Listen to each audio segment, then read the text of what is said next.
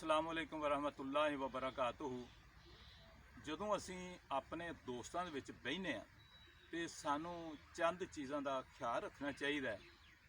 ਉਹ ਚੀਜ਼ਾਂ ਜਿਹੜੀਆਂ ਨੇ ਤੁਹਾਡੀ ਇੱਜ਼ਤ ਵਧਾਉਣ ਦੀ, ਅਗਰ ਤੁਸੀਂ ਉਹਨਾਂ ਦਾ ਖਿਆਲ ਨਾ ਕੀਤਾ ਤੇ ਦੂਸਰਿਆਂ ਦੀ ਨਜ਼ਰ ਦੇ ਵਿੱਚ ਤੁਸੀਂ ਡੀਗ੍ਰੇਡ।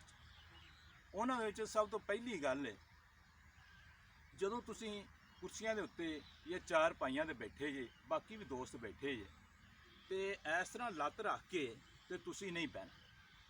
ਜਦੋਂ ਇਸ ਤਰ੍ਹਾਂ ਬੈਠਾ ਜਾਂਦਾ ਹੈ ਤੇ ਇਹ ਜਿਹੜਾ ਪੈਰ ਹੈ ਨਾ, ਇਹ ਜਿਹੜੀ ਸਾਈਡ ਤੇ ਹੋਵੇ ਉਹਨਾਂ ਨੂੰ ਇਹ ਡੀਗ੍ਰੇਡ ਪਿਆ ਕਰਦਾ ਹੈ।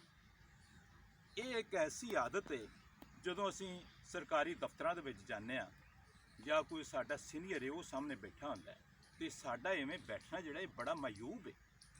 ਅਗਰ ਸਾਨੂੰ ਬੜੀ ਮਜਬੂਰੀ ਹੈ ਵੀ ਇਸ ਤਰ੍ਹਾਂ ਅਸੀਂ ਬੈਠਣਾ ਹੀ ਹੈ ਤੇ ਫਿਰ ਇਹ ਪੈਰ ਹੈ ਨਾ ਜਿਹੜਾ, ਇਹਨੂੰ ਹੀ ਸਾਹਮਣੇ ਨਹੀਂ ਕਰਨਾ।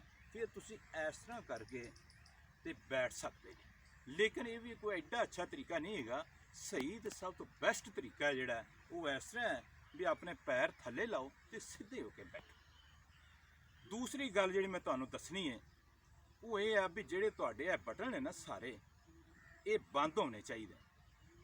ਤੇ ਜਿਹੜਾ ਆਖਰੀ ਬਟਨ ਹੈ ਇਹ ਵੀ ਤੁਸੀਂ ਕੋਸ਼ਿਸ਼ ਕਰਨੀ ਹੈ ਵੀ ਇਸ ਤਰ੍ਹਾਂ ਇਹ ਬੰਦ ਹੋਵੇ ਤੇ ਫਿਰ ਤੁਸੀਂ ਅੱਛੇ ਲੱਗੋਗੇ।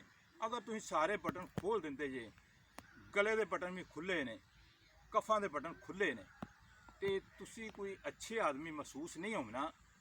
ਇਹ ਵੀ ਹਰਕਤ ਨਹੀਂ ਕਰਨੀ।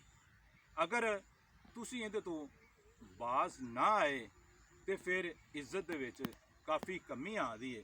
ਤੇ ਤੀਸਰੀ ਚੀਜ਼ ਜਿਹੜੀ ਮੈਂ ਦੱਸਣੀ ਹੈ ਉਹ ਇਹ ਆ ਵੀ ਜਦੋਂ ਦੋਸਤ ਸਾਰੇ ਬੈਠੇ ਨੇ, ਉਹਨਾਂ ਦੇ ਵਿੱਚੋਂ ਕੋਈ ਇੱਕ ਬੰਦਾ ਗੱਲ ਕਰਦਾ ਹੈ ਪਿਆ, ਉਹਦੀ ਗੱਲ ਤੁਹਾਨੂੰ ਅੱਛੀ ਲੱਗੇ ਜਾਂ ਨਾ ਲੱਗੇ, ਤੁਸੀਂ ਉਹਦੀ ਸਾਰੀ ਗੱਲ ਸੁਣਨੀ ਹੈ। ਜਦੋਂ ਆਪਣੀ ਗੱਲ ਕੰਪਲੀਟ ਕਰ ਲੈਂਦਾ ਹੈ, ਪੂਰੀ ਕਰ ਲੈਂਦਾ ਹੈ, ਤੇ ਉਸ ਤੋਂ ਬਾਅਦ ਤੁਸੀਂ ਆਪਣੀ ਗੱਲ ਸ਼ੁਰੂ ਕਰਨੀ ਹੈ।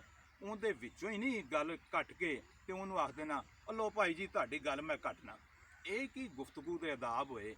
ਉਹਦੀ ਗੱਲ ਸਾਰੀ ਸੁਣਨੀ ਹੈ, ਫਿਰ ਆਪਣੀ ਗੱਲ ਸ਼ੁਰੂ ਕਰਨੀ ਹੈ। ਲੋ, ਅੱਜ ਦੀ ਗੱਲ ਇੰਨੀ ਸੀ। ਅਗਰ ਤੁਹਾਨੂੰ ਮੇਰੀ ਇਹ ਵੀਡੀਓ ਅੱਛੀ ਲੱਗੀ ਹੈ, ਇਹਨੂੰ ਅੱਗੇ ਲਾਜ਼ਮੀ ਸ਼ੇਅਰ ਕਰ ਦੇਣਾ, ਚੈਨਲ ਨੂੰ ਸਬਸਕ੍ਰਾਈਬ ਲਾਜ਼ਮੀ ਕਰਨਾ। अस्सलाम वालेकुम वरहमतुल्लाहि वबरकातुहू।